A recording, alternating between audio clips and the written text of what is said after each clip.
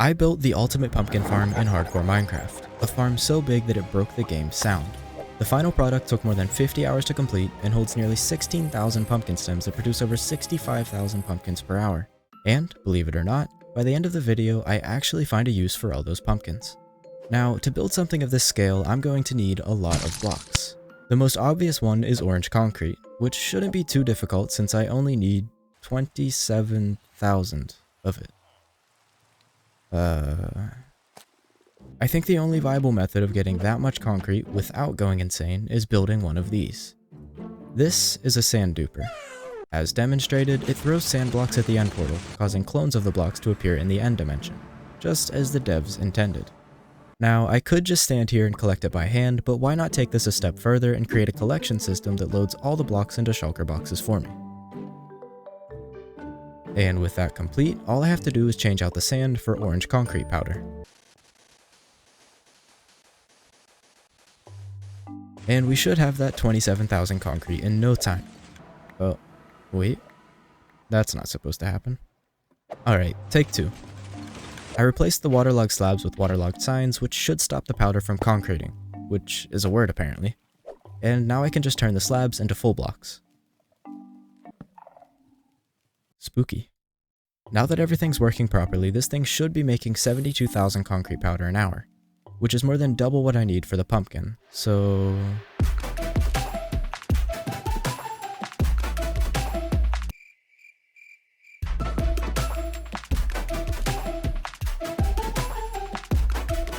I AFK'd for a bit longer than I was planning, but now I have lots and lots and lots of extra concrete. I mean, who knows, maybe I'll end up needing it. Okay, remember when I accidentally turned some of the powder into concrete? Now I need to do that to all 27,000 of the concrete powder, but on purpose. And thankfully, there's a mostly painless way to do that as well. Emphasis on the mostly. This is a concrete converter, and you'll never guess what it does. It relies on pistons that push and pull the stairs that turn the powder into. T-dupers are positioned over the collect distance from the blast chamber blocks to the hoppers. Just look at all those hoppers. That is a lot of hoppers. It converts powder into concrete. And, like I said, this process was mostly painless. I definitely didn't struggle to find a way to place the powder fast enough and mess up a water stream that caused half of the concrete to despawn. Nope. But, in a scenario where that did happen, the extra concrete powder would have been very helpful. Just a quick deforestation session for the stem. And it's time to get this party started. And by party, I mean pumpkin. Since the pumpkin farm also serves as a lag machine, I'd like to place it in a remote location that I don't plan on visiting. Somewhere like Fatu Eva, or maybe the Savannah biome. Yeah, this'll do. Credit to BFMCG on Planet Minecraft because without a reference, this build would have been next to impossible. The full pumpkin took over 4 hours to complete, and the funny thing is, that wasn't even half the total blocks I used in this project. It was the inside of the pumpkin that turned out to be the most time consuming. But before I can get to that part, I first have to carve it. And light it. Nice. Now that we've got this massive pumpkin, it's time to start filling it with the actual pumpkin farm. But there's a problem. I need 32,000 dirt. I do have a bit of a head start though. Between carving and lighting the pumpkins, I enchanted 9 maxed out diamond shovels that should do the trick. Now the dirt. I'm going to get it from flattening out my spawn chunks, since there's a good chance I'll end up building something in this area in a future video. Over the next few hours, I managed to collect 20 shulkers of dirt, which was more than enough for the farm. However, dirt wasn't the only resource I didn't have enough of. I also need a bunch of glowstone, because apparently, plants need light to grow. If I just fire up my raid farm for a while, I should be able to get all the glowstone and some redstone that will come in handy too.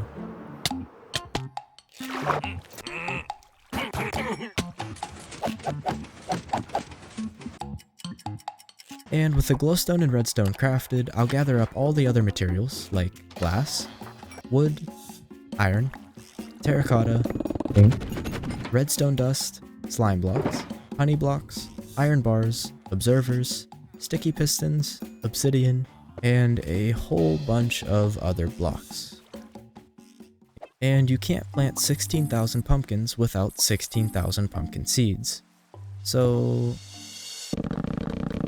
now that's nowhere near 16,000, but it's enough to get me started. Speaking of getting started, it's time to build the first layer of the farm. And while I'm doing that, I'll share a quick rundown of what my plan is. The farm is going to consist of 8 of these layers, each having a 64 by 64 field of dirt with glowstone and water so the pumpkins can grow. Half of that dirt will be turned into farmland so I can plant the seeds. And speaking of seeds, I'm already out. But if I get this first layer working, it should give me enough pumpkins for the rest of the seeds while I'm working on the other 7 layers. So I'll set up a super advanced collection system and then the flying machines to get this thing started. Okay, that's not good.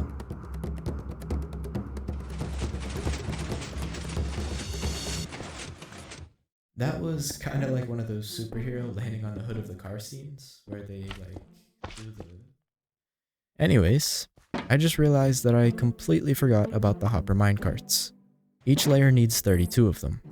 So that's 256 total, which is 2,560 ingots, and I have not that much. So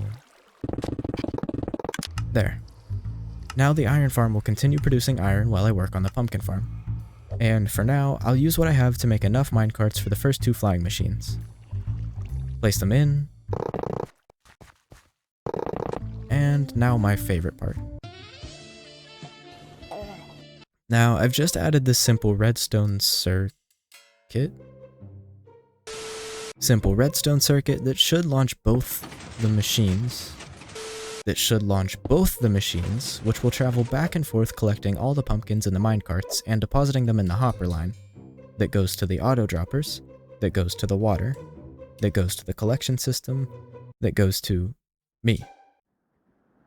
And that's the basics of how this farm will work.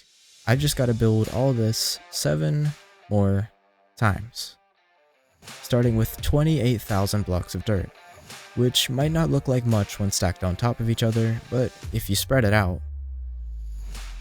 After too many hours of asking myself why I couldn't build a normal pumpkin farm like a normal person, I finally finished all the layers. But I couldn't get too excited. I still had to turn half the dirt into farmland.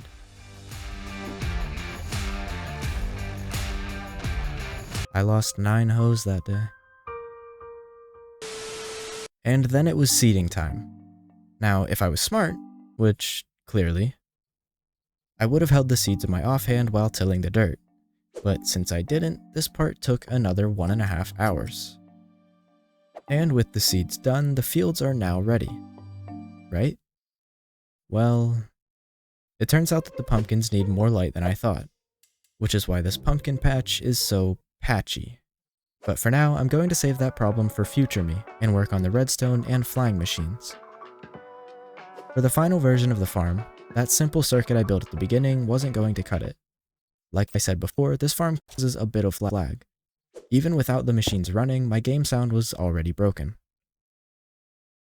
So I wanted a way to activate the flying machine 2 layers at a time.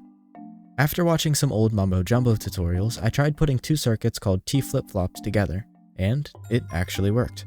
When the flying machines start, the first flip-flop is activated, and when they return, the second one is activated, which changes the lamp on or off. The change in the lamp sends a signal to the next 2 layers, and the process repeats. When it gets to the top, the signal is sent through the observers back down to the bottom, and it starts over. And now that everything is working perfect, it's time to solve that lighting problem. Right now, there's not enough light, so if I just get some more and place it down, problem solved. There's one key part to this farm that's still missing, and that's the collection system. Sadly, this little hopper isn't going to be able to handle the drops alone. So I built a new collection system that can get the job done. Now, you might have noticed the composters already. Basically, I don't really need pumpkins. You what? But on the off chance that I do need a few for some reason, I'll have 55,000 pumpkins stored in these double chests just in case. When those chests are full, the rest of the pumpkins will be turned into bone meal, which I actually do need. Now it's time to put this thing to the test to see how many pumpkins it actually produces. So I'll just let the farm do a full cycle. then count the pumpkins I get when 2 layers are harvested. That's 1,209 pumpkins, which means that all 8 layers together would produce about 4,800 pumpkins per cycle. Each cycle takes about 4 minutes and 27 seconds, which is about 13.5 cycles per hour, giving us a grand total of roughly 65,000 pumpkins per hour. That's a lot of pumpkins.